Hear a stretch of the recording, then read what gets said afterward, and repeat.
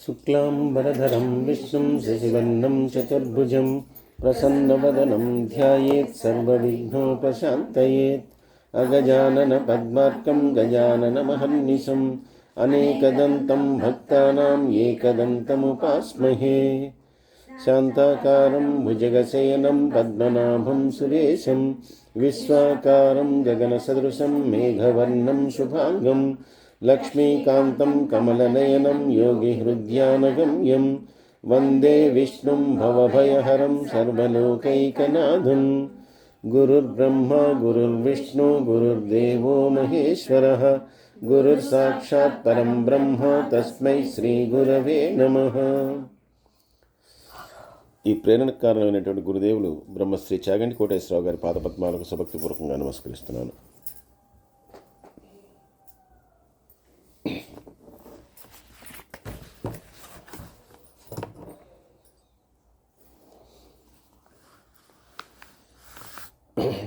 మనకి మాఘ స్నానాలు దాని యొక్క ఫలితాన్ని గురించినటువంటి మరో కథను తెలియజేస్తున్నారండి 12వ అధ్యాయంలో.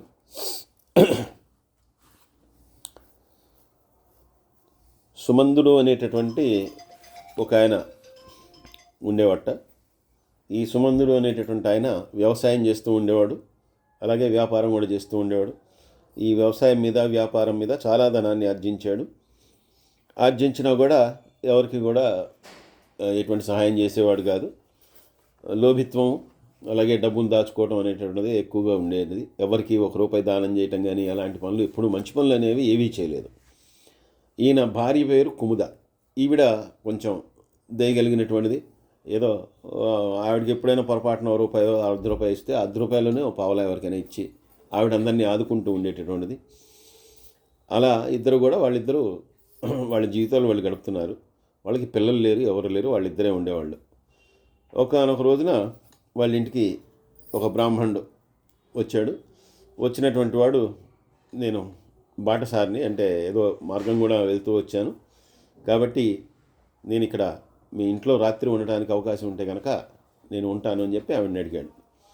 ఆవిడ సరే ఉండమని చెప్పి అని, ఆ రోజు భర్త కూడా ఏదో ఊరు వెళ్ళేసరికి ఉండమని చెప్పి గుడ్ల సావిడిలో ఆయనకి కొంచెం పడుకోవడానికి ఏర్పాటు చేసింది.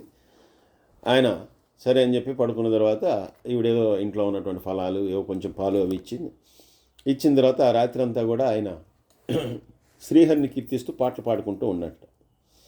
అలా పాడుకుంటూ ఉంటే ఈవిడ ఆయన దగ్గరికి వెళ్ళి, మళ్ళీ మీరు మంచి మంచి కీర్తనలు పాడుతున్నారు, శ్రీహరిని కీర్తిస్తున్నారు, బాగుంది, చాలా వినసొంపుగా మీరు పాడుతూ ఉన్నారు, అసలు మీరు ఎక్కడి వారు, ఎటు వెళ్తున్నారు, దాని వివరాలన్నీ కూడా నాకు చెప్పమంటే ఆయన, నేను శ్రీరంగ క్షేత్రానికి వెళ్తున్నానమ్మా, నేను పాదచారినై ఆ రంగనాథుని దర్శించుకోవడానికి బయలుదేరాను, మార్గమధ్యంలో ఇలాగా మీ ఇంట్లో ఆగాల్సి వచ్చింది అని చెప్పాట.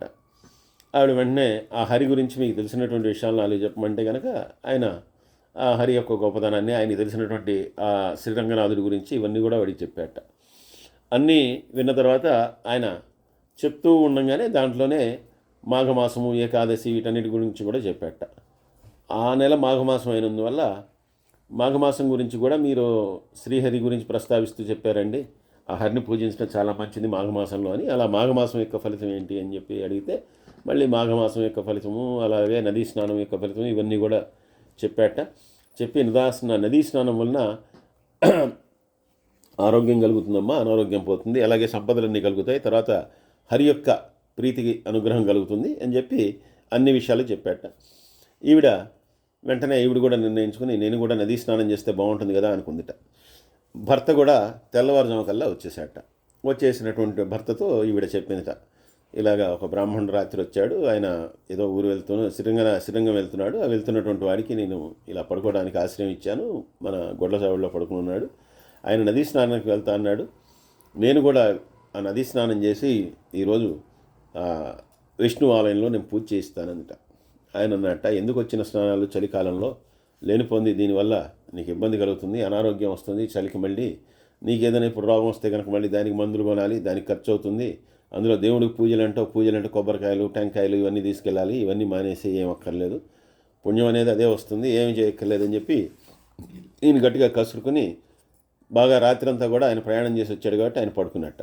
పడుకోగానే ఈవిడ ఎలా అయినా సరే వెళ్ళాలని చెప్పి నిశ్చయించుకుని ఆ బ్రాహ్మణుడు నదీ స్నానానికి వెళ్తుంటే ఆయనతో పాటు నేను కూడా వస్తాను స్వామి, నన్ను కూడా తీసుకెళ్ళండి అని చెప్పి ఈవిడ కూడా వెళ్ళిందట. ఈవిడ వెళ్ళినటువంటి కొంతసేపటికి మళ్ళీ ఈయన నిద్ర లేచి చూశాడు. చూసి అంతకుముందు ఒక కథలో జరిగినట్టుగానే ఈయన కూడా వెంబడించి వెళ్ళాడు. వెళ్ళిన తర్వాత మళ్ళీ ఆవిడ స్నానం చేస్తుంది. ఆవిడని స్నానం చేద్దని ఈయన ఇది చేయటం, ఈయన పెనుగులాడటం, ఈయన కూడా నీళ్ళల్లో వెళ్ళటం, నీళ్ళలోకి వెళ్ళి ఈయన ప్రమేయం లేకుండా స్నానం చేయటం అంతా అయిపోయింది. మళ్ళీ తిరిగి వచ్చేసారు. సరే, భార్యని ఇంటికి తీసుకొచ్చాడు. పూజ చేసుకోవడానికి మాత్రం ఒప్పుకోలేదు. ఇంటికి తీసుకొచ్చాడు. ఇంటికి తీసుకొచ్చిన తర్వాత మళ్ళీ కొన్ని సంవత్సరాలు గడిచే ఇద్దరు కూడా చచ్చిపోయారు. ఒకళ్ళ తర్వాత ఇద్దరు చచ్చిపోయారు. కానీ ఇద్దరు కూడా ఒకేసారి చచ్చిపోయారు. చచ్చిపోయిన తర్వాత ఈవిడనేమో విష్ణుదూతలు వచ్చి ఈవిడిని తీసుకెళ్తున్నారు. ఆయన్నేమో యమభట్లు వచ్చేసారు. యమభట్లు రాగానే ఆవిడ అడిగిందిట, మరి నాకు ఇచ్చినటువంటి సాహిత్యం ఆయనకు కూడా ఇవ్వాలి కదా, లేదంటే కనుక ఆయన ఇచ్చే నరకం నాకు కూడా ఇవ్వాలి కదా, ఎందుకంటే ఆయన పాపాత్ముడు, ఆయన పాపాలు చేశారని, ఎందుకంటే ఆయన పాపాత్ముడని ఆవిడకి కూడా తెలుసు, ఎవరికి సహాయం చేయలేదు. మరి అలాంటప్పుడు ఆయన చేసినటువంటి వాటిల్లో సగం ఫలితం నాకు వస్తుంది కదా, ఆ సగం ఫలితం ప్రకారం నేను పాపిని అవుతాను కదా, మరి నాకెందుకు ఈ విష్ణులోకం వస్తుంది, ఆయనకి ఎందుకు ఆ పుణ్యలోకం వస్తుంది అంటే, దానికి ఇవన్నీ మేము చెప్పలేమమ్మా, విష్ణుదూతలే నీకు చెప్తారంటే వాళ్ళు చెప్పారట. భర్త చేసేటటువంటి పుణ్యములో సగం వచ్చేస్తుంది భార్యకి పిల్లలకి, పాపంలో మాత్రం పైసా కూడా కాదు. పాపంలో ఏమాత్రం వాళ్ళకి సంబంధం లేదు. అందుకని నీకేం సంబంధం లేదమ్మా, వాడు ఎంత దుష్టుడైనా దుర్మార్గుడైనా వాడి పాపం అంతా వాడిదే. పుణ్యం చేశాడా వచ్చేస్తుంది, 50% వస్తుంది, అది ఆటోమేటిక్గా వెళ్ళిపోతుంది ట్రాన్స్ఫర్. పాపం చేస్తే మాత్రం ఏమీ రాదు. అందువల్ల నీకు ఆ పాపంతో నీకు సంబంధం లేదు. నువ్వు చక్కగా హరిని కీర్తిస్తుంటే ఆ బ్రాహ్మణుడు చక్కగా విన్నావు. అప్పటి నుంచి నువ్వు కూడా నీ శేష జీవితంలో చక్కగా హరికీర్తనలు చేసుకుంటూ ఆ విన్న పాటలేవో నువ్వు కూడా హరిని గురించి పాడుతూ ఉన్నావు. అలా కాకుండా నువ్వు స్వతంత్రాలు కాదు కాబట్టి పూజ చేద్దాం ఇవన్నీ చేద్దాం అనుకున్నా కూడా ఎప్పుడు కూడా నీ భర్త నీకు పావులు ఇవ్వలేదు కాబట్టి నువ్వన్నీ చేయలేకపోయావు. కానీ మనసులో నువ్వు హరిని కీర్తిస్తూనే ఉన్నావు. అలాగే మనస్ఫూర్తిగా నువ్వు ఆ మాఘ స్నానాన్ని చేసావు. అన్న తర్వాత ఆవిడందిట, సరే నేను కూడా ఆ బ్రాహ్మణి చెప్పింది విన్నానండి, మిగిలిన వాళ్ళు చెప్పినటువంటి విషయాలు కూడా విన్నాను. మాఘ స్నానం అనేటటువంటి తెలిసి చేసినా తెలియక చేసినా కూడా దాని పుణ్యఫలం ఉంటుందన్నారు కదా, అలాంటప్పుడు మరి ఆయనకు కూడా ఆ విష్ణులోకం కలగాలి కదా, సరే నాకు నరకం కలగట్లేదు, ఆయనకి మరి పుణ్యలోకం కలగాలి కదా, ఆయనకు కూడా విష్ణువు దగ్గరికి రావాలి కదా, ఆయన ఎందుకు ఇలా చేస్తున్నారు? దానికి మళ్ళీ వీళ్ళు యమదూతలు కూడా తేల్చుకోలేక సరే మేము చిత్రగుప్తుని అడిగి వస్తామని చెప్పి వెళ్ళిన తర్వాత ఈవిడందిట, నన్ను కూడా మా భర్త ఎక్కడికి వెళ్తే అక్కడికి నన్ను తీసుకెళ్ళండి, ఆయన నరకానికి వెళ్తే నరకానికి వస్తా, నాకేం అభ్యంతరం లేదు, నా పతితోటే ప్రాణం పోయినా సరే నా పతితోటే, ఆయన కష్టాలు పడితే నేను భరించలేను, నేను అక్కడుండి నేను సుఖాలను అనుభవించలేను కాబట్టి నేను రాను, లేదు నాకు కనుక ఆ విష్ణుపదం ఇస్తే కనుక అక్కడికి ఆయన్ని కూడా తీసుకురండి, ఎందుకంటే ఆయన కూడా మాఘ స్నానం చేశారు కాబట్టి అదేదో మీరు తెలుసుకోండి అంటే వాళ్ళు ఇది అంతా మామూలు కాదని చెప్పి చిత్రగుప్తుడి దగ్గర తీసుకెళ్ళినప్పుడు చిత్రగుప్తుడిని కూడా మళ్ళీ ఇవే ప్రశ్నలు అడిగినప్పుడు కూడా ఆయన నువ్వు అడిగిన ధర్మసూక్ష్మం సరైనదేనమ్మా, కానీ ఆయన పాపాలు చేశాడు కాబట్టి ఆయన తప్పదు, ఆయనకు నరకప్రాప్తి ఉంది, ఇదిగో తెలిసి చేసినా తెలియక చేసినా తప్పు తప్పే, పుణ్యం పుణ్యమే పాపం పాపమే, అందుకూడా నువ్వు కూడా అనుకోకుండా ఈ నరకానికి వచ్చేసావు, ఈ సందేహం తీర్చుకోవడానికి నువ్వు కూడా వచ్చావు, ఆయనకి నరకప్రాప్తి ఉంది, నరకంలోకి రావాలి, నరకంలో ఉంటాడా ఉండడా అని తెలుస్తుంది. ఇప్పుడు మీ ఇద్దరికీ నువ్వు గొప్ప స్త్రీవి కాబట్టి నువ్వు భర్త కోసం ఇంతగా నువ్వు ఇచ్చేసి ప్రాణం పోయినా సరే నువ్వు ఇచ్చేసావు కాబట్టి ఆయన్ని కూడా వైకుంఠాన్ని పంపిస్తామని చెప్పి ఆయన్ని కూడా మళ్ళీ ఆ వైకుంఠ ప్రాప్తి కలిగజేశారట. ఈ రకంగా ఆ కుముద అనేటటువంటి ఆవిడ యొక్క గొప్పదనం వల్ల, ఆవిడ యొక్క భక్తి వలన తన భర్తకి కూడా ఆవిడ అటువంటి పుణ్యతమైనటువంటి లోకాలని కలగజేసింది. కాబట్టి ఈ మాఘస్నానం అనేటటువంటిది అంత విశేషమైనటువంటిదిగా, మాఘస్నానం అనేటటువంటి దానివల్ల ఎవరైనా సరే వాళ్ళ పాపాలన్నింటిని కూడా ప్రక్షాళన చేసుకోగలుగుతారు. ఇది కేవలం ప్రయాగలో మాత్రమే చేయాలని లేదు, ప్రయాగలో చేసేటటువంటి వాళ్ళకి పునర్జన్మ ఉండదు, మళ్ళీ పుట్టాల్సినటువంటి అవసరం ఉండదు. అలాగే ప్రయాగ కాకుండా మాఘమాసంలో కావేరి, కృష్ణవేణి, నర్మదా, తుంగభద్ర, సరస్వతి, గోకర్ణ, ప్రభాస, సోనభద్ర, గౌతమి, తామ్రపర్ణి, ఇంకా మిగిలినటువంటి ఏ నదుల్లో చేసినా తటాకాల్లో చేసినా ఎక్కడ చేసినా సరే వాళ్ళకి సమానమైనటువంటి పుణ్యం కలుగుతుంది. కాబట్టి వాళ్ళందరికీ కూడా అటువంటి పుణ్యం ఇస్తాం. అలాగే పురాణ శ్రవణం, ముఖ్యంగా మాఘ పురాణం వినటం, అలాగే దానములు, ఇవన్నీ కూడా విశేషమైనటువంటి పాపాలని పోగొట్టుకోవడానికి తరుణోపాయాలు ఈ కలియుగంలో అని చెప్పి ఈ కథని వశిష్ఠ మహర్షి దిలీపుడికి చెప్తూ ఉన్నాడు. అలాగే ఈ మాఘ స్నానం అనేటటువంటిది ఎటువంటి వాడికైనా వైకుంఠ ప్రాప్తిని కలిగిస్తుంది. అంటే వాడు ఎన్ని తప్పులు చేసినా, ఎన్ని పాపాలు చేసినా, ఎంత ఘోరమైనటువంటి కృత్యాలు చేసిన వాడు, అటువంటి వాడు కూడా వాడు గొప్ప స్థితిని పొందుతాడయ్యా అని చెప్పేటటువంటి కథని మరొకదాన్ని చెప్తూ ఉన్నాడు. గోదావరి తీరంలో సుశీలుడు అనేటటువంటి ఒక వేదాంగాలు చదువుకున్నటువంటి బ్రాహ్మణుడు ఉన్నట్ట. ఈ బ్రాహ్మణుడు ఒకసారి మాఘమాసంలోనే ఈయన బయలుదేరి నదీ స్నానాలకని చెప్పి బయలుదేరి ఆయన తీర్థయాత్రలన్నీ మాఘమాసంలో పెట్టుకున్నాడు. అంటే ఒక నదిలో కాకుండా అన్ని తీర్థాల్లో స్నానం చేస్తే బాగుంటుందని అలా తిరుగుతూ ఉన్నాడు. ఇలా తిరుగుతూ ఉన్నటువంటి క్రమంలో ఆయనకి ఒక మంచి వనమార్గం, ఒక అడవి, పెద్ద అడవిలోకి వెళ్ళాల్సి వచ్చింది. ఆ అడవిలోకి ప్రవేశించినటువంటి వాడు భయపడుతూ ఆ అడవిని దాటుతూ ఉన్నట్ట.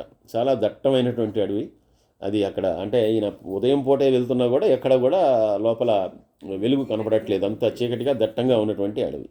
అలాగే అనేకమైనటువంటి జంతువులు అవన్నీ కూడా ఉంటాయని చెప్పి అంతకుముందే విని ఉన్నాడు. కాబట్టి ఈయన ఒక భగవంతుడిని స్మరిస్తూ ఆ హరినామాన్ని స్మరించుకుంటూ ఈయన బయలుదేరి వెళ్తూ ఉన్నట్టు. వెళ్తుంటే ఈయనకి ఒక భయంకరమైనటువంటి ఆకారం ఉన్నటువంటి ఒక రాక్షసుడు ఒకటి ఈయనకి కనిపించాట దూరంగా.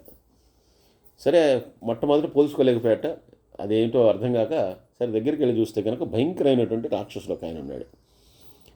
కానీ ఈయన అంత దూరం నుంచి వస్తున్నా వాడు కదలట్లా మెదలట్లా. దగ్గరికి వెళ్ళిన తర్వాత చూస్తే ఆ రాక్షసుడి యొక్క పాదాలు మొత్తం చెట్టు యొక్క వేర్లు మాను ఎలా ఉంటుందో అలా ఉండిపోయినాయిట. మిగిలినటువంటి శరీరం అంతా మామూలుగా రాక్షస శరీరంలో ఉందిట. అవి కేవలం చెట్టు వేర్లు అలా ఉండటం వల్ల వాడిలో కదలట్లేదు, ఎక్కడికి కదలలేడు. అంతేకాకుండా చెట్టు వేర్లలాగా ఉన్నటువంటి ఆ కాళ్ళకి రాక్షసుడు కాబట్టి భీకర శరీరుడు, పెద్ద పెద్ద కాళ్ళు అవి.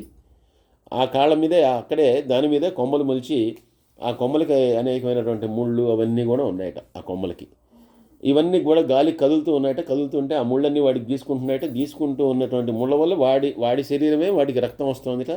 భయంకరంగా దాంతో వాడు కేకలు పెడుతున్నట్ట, అరుపులు పెడుతున్నట్ట. కానీ కదలలేడు, ఏమీ చేయలేడు. అటువంటి వాడిని చూసి మొట్టమొదటి ఈయన చాలా భయపడ్డాట. భయపడినటువంటి వాడు ఆ భయంతో అంతకుముందే శ్రీహరిని స్మరించినటువంటి వాడు ఇప్పుడు ఎప్పుడైతే దగ్గరగా కూడా వెళ్ళి ఆ రూపాన్ని చూశాడో ఆ భయంతో వెంటనే తనకు తెలిసినటువంటి వేదమంత్రాలన్నింటినీ కూడా చదవటం మొదలుపెట్టాడు. ఇలా ఓ గంట సేపు ఆ వేదమంత్రాలన్నీ కూడా చదివి కాసేపు ఆ హరిని కాసేపు భజనలాగా చేసిన తర్వాత కొంచెం ఇతని యొక్క భయం పోయిందిట. ఆ రాక్షసుడు మాత్రం కదలకుండా మెదలకుండా అలాగే కూర్చొని అరుస్తున్నట్టు పెద్ద పెద్దగా బాధపడుతూ ఉన్నట్ట. ఎన్ని అయిన తర్వాత అప్పుడు వీడికి రాక్షసుడైనా కూడా అతనికి ఈ సుశీలుడు అనేటటువంటి వాడికి అతని మీద జాలి కలిగి, ఏమిటయ్యా ఈ రూపం, ఎందుకు ఇలా ఉన్నావు, దీనికి కారణం ఏంటి, అలాగే నేను ఇక్కడ ఇంతసేపు కూర్చున్నా కూడా నువ్వు నన్నేమి చేయలేదు, దానికి కారణం ఏంటి, నన్ను చంపి తినేయచ్చు కదా నువ్వు, దానికి కారణం ఏంటి, అసలు ఏమిటి దీనికి కారణం ఏంటి అని చెప్పి అడిగాట. అప్పుడు ఆయన ఏం చెప్తున్నాడంటే, ఈయన పూర్వకాలంలో గోకర్ణం అనేటటువంటి క్షేత్రం ఉంది కదా, అక్కడ మధువ్రతం అనేటటువంటి ఒక గ్రామంలో ఈయన గ్రామాధికారిగా ఉండేటటువంటి వాట. ఈ గ్రామాధికారిగా ఉన్నటువంటి సమయంలో ఈయన పక్క వాళ్ళ భూములు అన్నీ కూడా అన్యాక్రాంతంగా ఆక్రమించుకుని ఎవడికి కావాలంటే వాడికి వాడు డబ్బులు ఇస్తే కనుక వాడికి తగ్గట్టుగా ఈయన తీర్పులు చెప్తూ అందరినీ కూడా మోసం చేసి చాలా డబ్బులు కూడబెట్టాట. అలాగే జీవితం అంతా కూడా ఎప్పుడూ కూడా ఒక్క రూపాయి కూడా దానం చేయకుండా కేవలం అసత్యం మీద మాత్రమే ఆధారపడి ఉండి నోరు తెరిస్తే అన్ని అబద్ధాలే చెప్తూ చాలా ధనాన్ని కూడబెట్టాట. అలా కూడబెట్టి ఏ రోజు కూడా వ్రత నియమాలని కానీ పూజాధికాలని కానీ ఏవీ చేయలేదుట. ఏమీ చేయకుండా చివరికి చచ్చిపోయాడు. చచ్చిపోయిన తర్వాత నరకంలో అనేక రకాలైనటువంటి బాధలు పడ్డాడు. బాధలు పడ్డ తర్వాత చివరికి భూమి మీద జన్మించాడు. భూమి మీద కూడా ఇలాగ కుక్క, గాడిద ఇలాగ అనేక రకాలైనటువంటి జంతువుల రూపంలో ఈయన జన్మించాడు. ఇలా జన్మించిన తర్వాత చాలా జన్మలు జంతువులుగా జన్మించిన తర్వాత ఇప్పుడు ఈ భయంకరమైనటువంటి రూపంలో నాకు వచ్చిందయ్యా. ఈ రకంగా నేను చెట్టులాగా కాళ్ళు కదల్చలేను, అసలు ఎక్కడికి కదలలేను, ఏమీ తినలేను, ఆకలి ఉంటుంది తినలేను. అలాగే నా కాళ్ళ మీద ఉన్నటువంటి కొమ్మల నుంచే ఆ ముళ్ళన్నీ కూడా గీసుకుంటుంటాయి, భయంకరమైనటువంటి బాధ కలుగుతుంటుంది, అయినా కూడా ఏమీ చేయలేను. నా రూపాన్ని చూసినా లేదంటే నా అరుపులు విన్నా ఎవ్వడు ఈ చుట్టుపక్కలకు కూడా రాడు, నాకు ఎటువంటి సహాయం చేసేడు. నన్ను చూసి కూడా భయపడకుండా వచ్చినటువంటి వాడివి నువ్వే, నువ్వు ఎప్పుడైతే ఆ వేదమంత్రాలను చదివావో, అలాగే ఆ హరిని గురించి కీర్తించావో, దానివలన ఈ విషయాలన్నీ కూడా ఏంటో మరి నాకు స్ఫురణకు వచ్చాయి. ఇది కేవలం నేను చేసినటువంటి పాపం వల్ల నాకు ఇలా జంతు రూపాలన్నీ వస్తే కనుక, నాకున్నటువంటి పిల్లలు నాకంటే చండాలురు వాళ్ళు చేసినటువంటి పనుల వల్ల నాకు ఇటువంటి శాశ్వతమైనటువంటి రాక్షస రూపం వచ్చినట్టుగా అనుకుంటున్నాను. కాబట్టి ఏదైనా సరే ఇదంతా కూడా ఇప్పుడు నిన్ను చూసిన తర్వాత నాకు తెలిసినటువంటి విషయం, నాకు తోచినటువంటి విషయం నీకు చెప్పాను, నువ్వు అడిగావు కాబట్టి. నాకు నిన్ను చూడంగానే నా పూర్వజన్మ అలాగే నా తప్పిదాలు ఇవన్నీ గుర్తొచ్చాయంటే నీలో ఏదో మహాత్మ్యం ఉందా. కాబట్టి నువ్వు తప్పకుండా నన్ను ఉద్ధరించగలవు. ఎలా అయినా సరే నన్ను మళ్ళీ నా రూపం నాకు వచ్చేట్టు కానీ, లేదా నాకు ఈ రాక్షస రూపం నుంచి నివృత్తి కలిగేట్టు కానీ చేయవయ్యా. చేస్తే కనుక నేను తరిస్తాను. కాబట్టి ఎలాగో అలాగా నన్ను రక్షించు అని చెప్పి రకరకాలుగా ప్రార్థించట. ఈ సుశీలుడు అన్నట్ట, అయ్యా నేను వేదాంగాలు చదువుకున్నానే కానీ అంతకంటే గొప్పదనం నాకేం లేదు. అందులో నువ్వు మరణించి అనేక రకాలైనటువంటి జన్మలు పొందినటువంటి వాడు. ఇప్పుడు నిన్ను ఏ రకంగా ఉద్ధరించాలి అనేటటువంటిది నాకు తెలియదు. అయినా కూడా నాకు తెలిసినటువంటి శాస్త్రాల ప్రకారం, నేను చదువుకున్నటువంటి దాని ప్రకారం ఏదైనా చేయడానికి ప్రయత్నిస్తాను. పోనీ ఇప్పుడు నీ పిల్లలు ఎవరైనా ఉన్నారా అని అడిగట. ఆయన అన్నట్ట, నా పిల్లలు నాకంటే చండాలరు, వాళ్ళు కూడా అందరూ చచ్చారు, ఎవరు ఉండుంటారు. కాకపోతే నా మనవడు భాష్కలుడు అనేటటువంటి వాడు ఇప్పుడు అదే గ్రామంలో ఉన్నాడు. వాడు కూడా గ్రామాధికారిగానే ఉన్నాడు, కానీ వాడు కొంచెం మంచివాడు అని చెప్పి అన్నట్ట. పుట్టినప్పటి నుంచి వాడు మంచివాడే. నా కొడుకులు అయితే కనుక అందరూ దుర్మార్గులే, నాకంటే దుర్మార్గులు, వాళ్ళు ఎవరు అందరూ చచ్చిపోయి ఉంటారు, ఈ పాటికి ఎవరు ఉంటారు అన్నట్ట. సరే అయితే తప్పకుండా నేను చేయగలిగింది నీకు సహాయం చేస్తాను అని చెప్పి ఈ సుశీలుడు అనేటటువంటి ఆయన తన యొక్క యాత్రంతా పూర్తి చేసుకున్న తర్వాత ఆ భాష్కలుడు అనేటటువంటి వాడి దగ్గరికి వెళ్ళాట.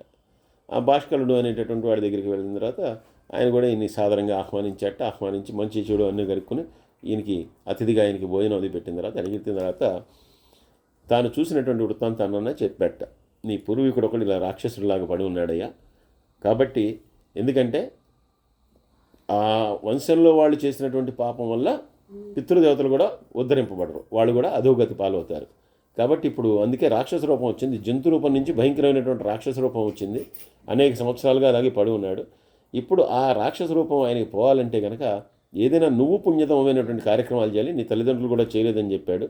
కాబట్టి నువ్వు అలా పుణ్యం చేస్తే కనుక తప్పకుండా నీ తాతగారికి ఆ రూపం నుంచి విముక్తి కలుగుతుంది, ఆయనకి ఆ బ్రహ్మరాక్షస రూపం పోతుంది అని చెప్పాట. అంటే నేనేం చేయాలి చెప్పండి, తప్పకుండా నేను చేయగలిగింది నేను చేస్తానే అని చెప్పాట. అంటే దానికి నేను చెప్పాట, మాఘమాసంలో చేయాల్సినటువంటి మాఘమాస వ్రతము అంటే హరిని కీర్తించడం, పూజించడం, ఇవన్నీ చేయటం. అలాగే మాఘమాసంలో మాఘ పురాణాన్ని శ్రవణం చేయటం, అలాగే మాఘ స్నానం చేయటం. ఈ స్నానాన్ని గురించి ఈయన ఇక్కడ చెప్తూ పాపాన్ని పోగొట్టుకోవటానికి, పుణ్యాన్ని పొందటానికి, పితృదేవతల యొక్క పాపాన్ని కూడా నశింపచేయటానికి స్నానము అనేటటువంటిది 7 రకాలుగా చేయొచ్చు అని చెప్తూ, ఒకటి మంత్రములు చదువుతూ చేసేటటువంటి మంత్రస్నానము, రెండవది మృత్తికా స్నానం అంటే మనం మన పుష్కరాలకి వాటికి చేస్తాం. అంటే ఒడ్డునున్నటువంటి మట్టిని కొంచెం ఒంటికి రాసుకొని చేసేటటువంటి దాన్ని మృత్తికా స్నానం అంటారు. అలాగే భస్మాన్ని రాసుకుని శరీరానికి చేసేటటువంటి స్నానం ఆగ్నేయ స్నానముట. అలాగే గోధూళి స్నానము, దాన్ని వాయు స్నానము అని కూడా అంటారని చెప్తున్నారు. వాయువ్య స్నానము అని అంటే గోవులు నడిచేటప్పుడు వాటి గోధూళి అంటారు కదండి, వాటి గిట్టల నుంచి సాయంత్రం చేసేది ఆ గోధూళి మన శిరస్సు మీద పట్టడం. అంటే గోవుల యొక్క ధూళి పడ్డా కూడా మన శిరస్సు మీద చాలా పుణ్యం అని. ఆ గోధూళి అనేటటువంటి చాలా పవిత్రమైనటువంటిదని.